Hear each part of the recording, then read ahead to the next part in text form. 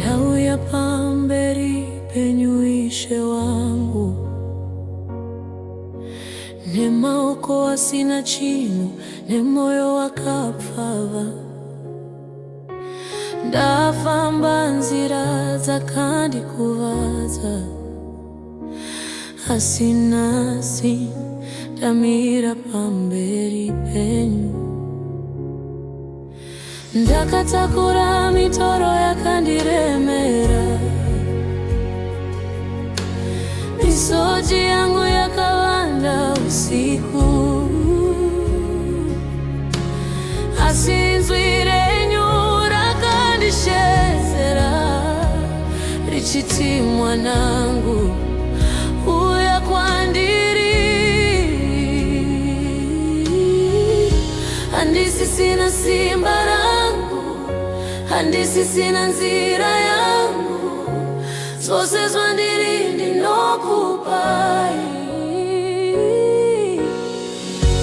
Ndakazvipira kwamuri Ishe, moyo wangu ndewenyu, zva zvose upenyu hwangu ndinokupai.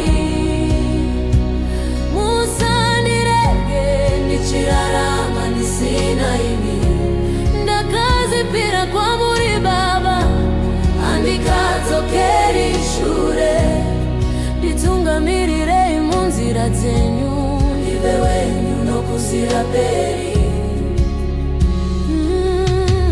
Kana ndikatadza munondisimudza, kana ndakarasika munondidzorera.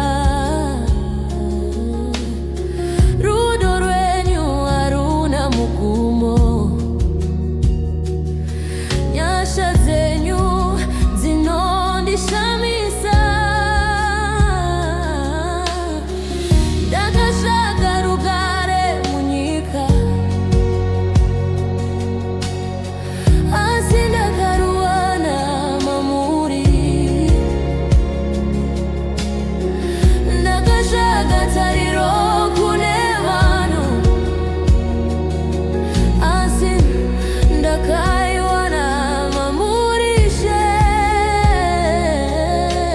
Zvandiri nezvandinazvo, zviroto zvangu nemarwadzo angu, zvose ndinokupai nhasi.